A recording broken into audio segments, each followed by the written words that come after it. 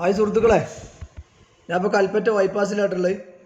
ഇവിടെ 10-12 മീറ്റർ നീളം, ഒരു 3-3.5 മീറ്റർ വീതിയുള്ള 2 മെഷീനായിട്ട് നിർത്തിയിട്ടുണ്ട്. എന്താണ് പാറ തുറക്കുന്ന മെഷീനാണെന്ന് അവിടുത്തെ ഡ്രൈവറോട് ചോദിച്ചപ്പോൾ പറഞ്ഞു. മധ്യപ്രദേശ്, കർണാടക എന്നൊക്കെയാണ് കാണുന്നത് ബോർഡുമിൽ 2 വണ്ടി. അതിൻ്റെ ഡ്രൈവർമാർക്കും മറ്റുള്ള സാധനങ്ങൾ കൊണ്ടുവരാനൊക്കെ പാടുള്ളൊരു ലോറി ഉണ്ട്. ഒപ്പം കണ്ടമാനം ടയറുകളുള്ള വലിയ മെഷീനായിട്ടത്. പാറ തുറക്കാനുള്ള തുരങ്കപാതൻ്റെ വർക്കാണല്ലോ. അപ്പോൾ അവിടെ സെറ്റാകത്തോണ്ട് 2 ദിവസം ഇവിടെ ഇട്ടിട്ട് 2 ദിവസം കഴിഞ്ഞിട്ടേ പോകുള്ളൂ എന്നാണ് പറഞ്ഞത്. എന്താ ഇതിൻ്റെ ഉയരവും അതിൻ്റെ സംവിധാനങ്ങളും നോക്കി നിങ്ങൾ. ഭയങ്കരമായ അത്ഭുതം തോന്നിയിട്ട് അങ്ങനെ എടുത്ത വീഡിയോ ഇട്ടത്.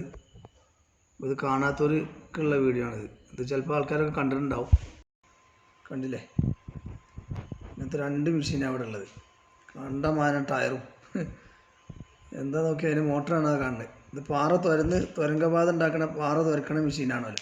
5-8 ആൾക്കാർ അവിടെ വെയിറ്റ് ചെയ്തുകൊണ്ടിരിക്കുകയാണ്, ഡ്രൈവർമാരും ക്ലീനർമാരും ഒക്കെ പാടായിട്ട്. അപ്പോൾ ഇതൊക്കെ ഒരു അപൂർവമായ കാഴ്ച ആയതുകൊണ്ടിട്ട് ഇങ്ങനെ ഒരു വീഡിയോ ചെയ്യാൻ കാരണം ഇത് കാണാത്തവർ ഇഷ്ടം പോലെ ഉണ്ടാവും. അപ്പോൾ കണ്ടില്ല, ഒരു ടിപ്പർ മണലുണ്ടായിമേ. അത് അതിൻ്റെ ആവശ്യത്തിന് വെച്ചാണോ ഇനി തുരന്നിട്ട് അത് ക്ലീൻ ചെയ്യാൻ മറന്നു പോകുന്നതാണെന്ന് അറിയില്ല.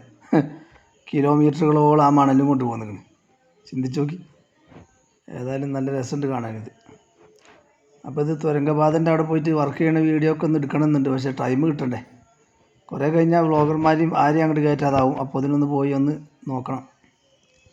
നമ്മളെ പ്രേക്ഷകരുടെ മുന്നിലേക്ക് ഒന്ന് എത്തിക്കണം. അതാണ് ആ മെഷീൻ. കണ്ടില്ലേ, ഭയങ്കരമായ മെഷീനാണ്.